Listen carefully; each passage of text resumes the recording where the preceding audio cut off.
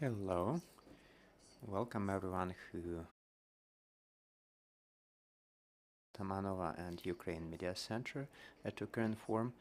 Right now we are going to discuss the exports of grain and food products through the Black Sea ports. We will hear from Denis Marchuk, the Deputy Chair of the Ukrainian Agricultural Council. Hello. Yes, I can hear you well.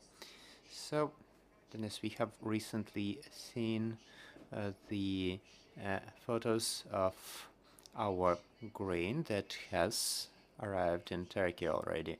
So the first ship is there, arrived at the first destination. So what is going to happen next and how is this procedure unfolding? Ukraine has demonstrated for the whole world that it is following through on all its obligations. After the Istanbul Agreement was signed this week, we can see that the first ship has already arrived in Turkey. It was inspected under the agreement that was signed because the coordinating board that's there, it's going to control what exactly is transported by each particular ship, and in this case it was confirmed that this were 24 tons of corn, and it's going to continue the travel to Lebanon. So this is a successful beginning of exports from Ukraine. 16 ships are awaiting their turn. These were the ships that did not have a chance to be used since the beginning of the full-scale invasion, and after that the ships will be registered with the coordinating board, and this will ensure further transportation under the Istanbul Agreement. So when are we going to see the next shipments? It all depends on the approval by our partners, which are Turkey and the United Nations Organization.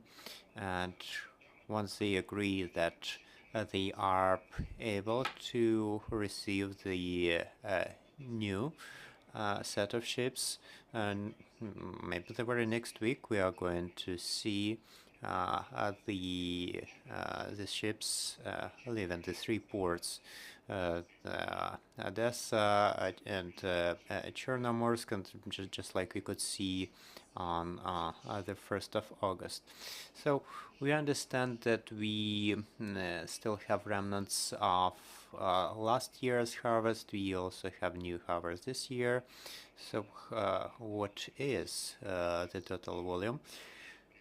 Yes, indeed. There are about 20 million tons of agricultural products in store right now. The task is to export the remaining food items from the last year and start exporting this year's harvest, because as we can see, harvesting has started. 30% of the areas planned for this season have been harvested already. And speaking of the numbers that we have in Ukraine right now, over this marketing year, we will still have to export about 50 million ton. So unless the ports properly work, the remaining food products that are being exported right now through road transport and railway and river ports, it would take 3 years to export all this. So right now we are working closely with the partners to streamline these exports, like this was done before the war. prior to the war, we could do 5 to 6 million tons per month. Of course, during the war, it will be impossible to use ports to such extent, but this is why the Ministry of Infrastructure, Ministry of Agricultural Policy is going to discuss this with Turkey and discuss the possibility of use ports in Mykolaiv. So we all discussed that when the new harvesting will start this year, the transport routes that were used for our grain before they could slow down, because in Europe their own agri producers would start their harvesting this year too. So there will be some challenges, as we can hear, in Europe with their agricultural production this year because of the drought. So in the nearest time, we can see that everything is going smoothly. So in June over 2 million and in July over 3 million of grain and corn were exported using these land routes and river ports. Specifically, we could see improvements on Danube, 1.3 million tons, which is 7 times as high as in the previous months. So under the conditions of limited harvest in the countries of Europe because of the drought, we will have this additional opportunity to continue a collaboration with our European partners. Speaking of Ukraine's harvest this year, what is your assessment of it? Of course, it would not be entirely correct to make comparisons with the previous years because some of the territories are occupied. But what about the quality components? Yes, indeed, we will not have opportunity to have the same harvest as last year, over 100 million tons. It was a record number. But right now, since some territories are occupied or mined, despite that, we will have a harvest of over 50, or maybe 60 million tons, which is quite a good number, and it will enable Ukraine to have food products for its own use, because in total in a year we are consuming about 20 million tons. So we would have enough for our own use from the last year, but just like in Europe, the southern regions of Ukraine, such as Odessa Oblast and Vinnytsia Oblast, are having challenges because of the drought. So this will have some impact on the fall sowing campaign, and so the drought is there not only in Europe but in Ukraine as well, and it causes some difficulties. So we understand that under the current conditions, the storage of grain will also be a challenge for our agri producers. So what's being planned in this regard? What will be done for the storage of the grain? So we are, over the time of this war, have lost lots of grain storage capacities in the occupied territories and in the territories of active hostilities. Of course, we will have difficulties because of that, but we, as the Agricultural Council, we have initiated the discussion with the Ministry and the Tax Committee to engage some alternative storage mechanisms. So over the time of this current war, there should be alleviation of taxation and introduction of additional polymer technologies to pack the agricultural products, and also to benefit from support of our Western partners such as Canada and UN representatives through its FAO mission, who have initiated today the collection of funds. So about $40 million will be provided for the purchase of packing equipment. We have similar support from Japan.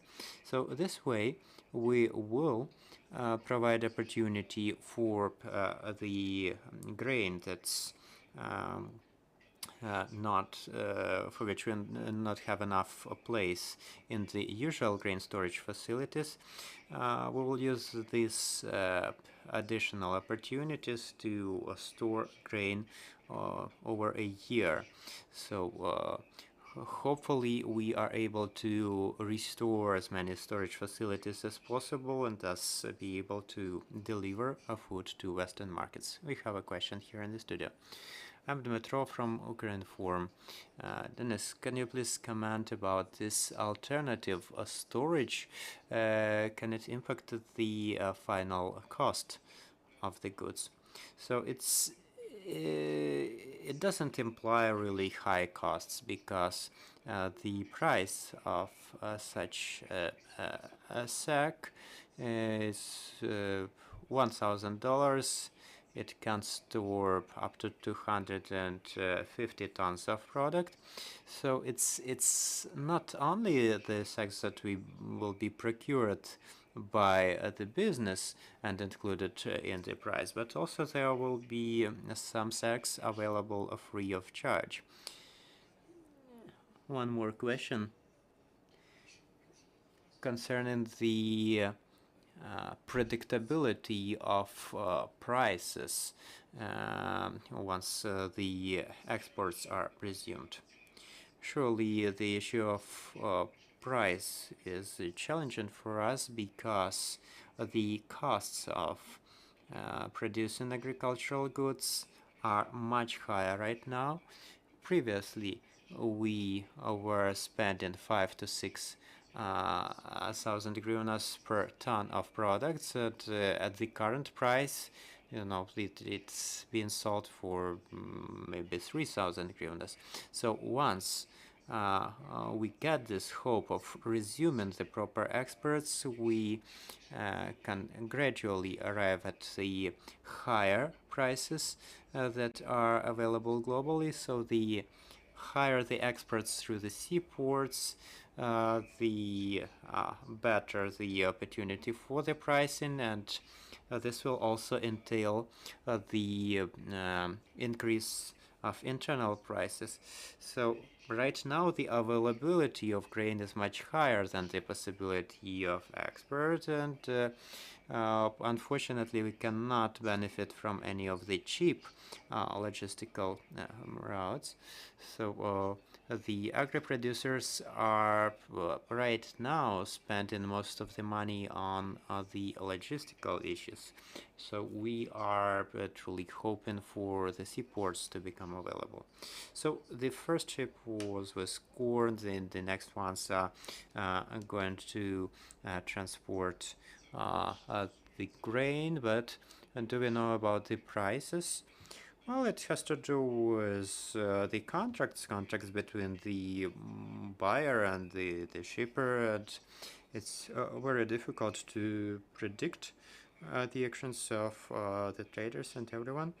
So a major part in this previous stage will be taken by the insurance, because the security of the corridor that was outlined in the contract is quite challenging. So the first ship did there well. So if this continues, the pricing will adjust at the buyer's market, and so we are waiting for this. Thank you, Denis. Thank you for finding time. Thank you for joining us. This was Denis Marchuk, Deputy Head of the All-Ukrainian Agricultural Council. For our updates, right now our team is getting ready with a schedule for tomorrow. Stay with us.